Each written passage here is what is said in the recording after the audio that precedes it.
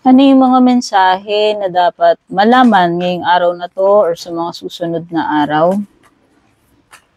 General reading lamang po ito, pwedeng hindi tutugma sa lahat. So, kunin nyo lang ano yung mga tumutugma para sa inyo. Pag hindi tumutugma, wag po ipilit, no?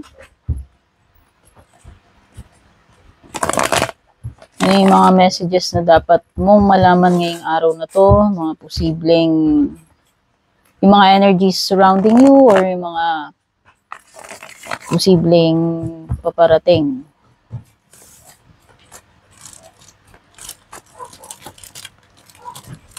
Merong fire sign energy, Aries, Leo, Sagittarius, no? Pwedeng ikaw yung fire sign or you're dealing with a fire sign.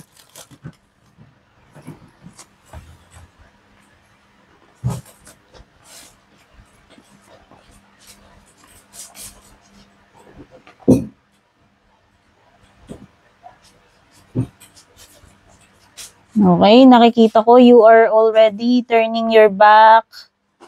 Kung ano man tong mga heartbreaks, failures, disappointments na naranasan mo in the past or recently. I can see you moving forward.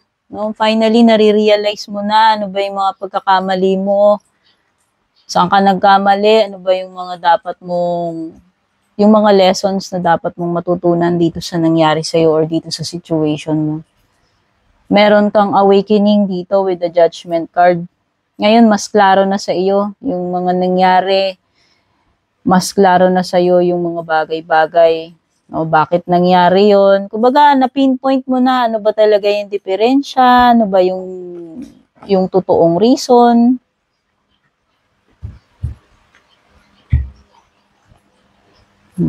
You are already kumbaga, letting go doon sa mga hindi maganda, sa mga sadness, sa mga heartbreaks, at ikaw ay looking forward to a brighter future with the Ten of Cups dito sa bottom of your card, no? Sa bottom card mo. Nakikita ko rin may mga delays dito pagdating sa mga transactions or communication. Sabihin na natin, pwedeng may miscommunication, may misunderstanding. There is a strong energy of water sign, Aries, Leo, Sagittarius, fire sign, water sign, Cancer, Scorpio, Pisces, Taurus, Virgo, Capricorn, specific. Cancer. Meron ding air sign dito. Gemini, Libra, Aquarius. So, marami. May fire, may water, may earth, may air sign.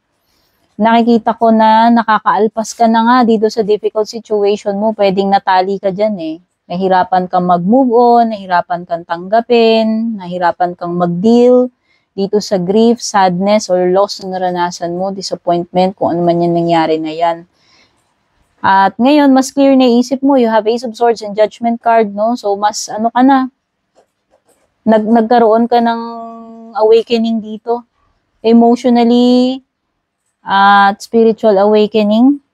Nakikita ko na makakalagpas ka sa difficult situation with the Ace of Swords. Ito na yung ito na yung confirmation na hinihintay mo, Judgment card and Ace of Swords. Ito na talaga yung katotohanan. There is no denying.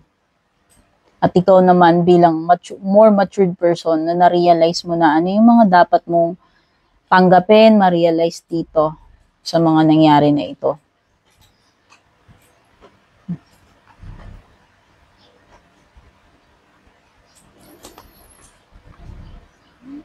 Kasi parang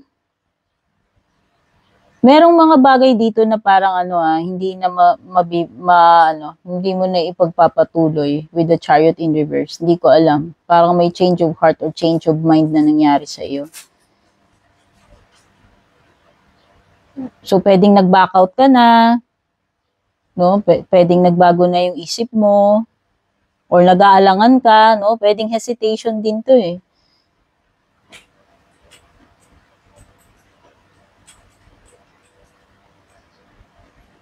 Tapos parang may mga dito, may mga times na parang times or situations na gustong-gusto mong sabihin directly yung mensahe mo, gusto mong prangkahin, talampakin, diretso, pero parang hindi mo magawa. No? Ewan ko. Pwedeng yan. Pwedeng you're dealing with a fire sign, water sign, earth sign, o air sign dito. Specific, merong Cancer. Oo, siguro mas maganda na sabihin mo kung ano ba talaga yung totoong opinion mo, ano ba yung totoong ideas mo. Kesa kesa tinatago mo lang yan sa sarili mo. Kumbaga, ito yung situation na dapat maging truthful ka, honest ka sa sarili mo, or kung sino man tong person na nakaka-deal mo. Okay, you might make a bad choice with the Chariot in reverse, no? So, pwedeng magkamali ka dito sa decision mo. Pwedeng bad choice yung mapili mo. Kasi parang may naudlot na progress, hindi natuloy. No? Kasi nga pwedeng bad choice, bad move, bad decision yung nagawa mo. Or magagawa mo kung mangyayari pa lang ito. Tapos parang nakikita ko pa dito, parang hindi ka rin nagiging practical yung approach mo. Hindi logical and practical yung approach mo. So siguro in this area, ito yung mga pwede mong i-improve pagdating dun sa approach na ginagawa mo to be able to be successful or magkaroon ng progress dito, no? Pero yun na nga, maganda naman yung mga nakita ko dito. Kasi magkakaroon ka na ng clarity, confirmation, kaliwanagan about yun sa situation mo. Lilitaw at lilitaw yung katotohanan with the Ace of Swords. Magkakaroon ng solution to a problem, magkakaroon ka ng breakthrough kung nakakaranas ka ng difficult patch, nag-i-struggle ka doon, nahihirapan ka doon, ibig sabihin, ma-overcome mo yan. At merong wish come true for you with the 9 of Cups, fulfillment. Hindi ko alam kung ano yun, pero parang kung ano man itong marireceive mo, mangyayari sa'yo, magiging very proud ka, magiging happy ka dyan. Okay, so ito yung mga energies na kuha ko. Don't forget to like, share, follow, subscribe. Take care. God bless.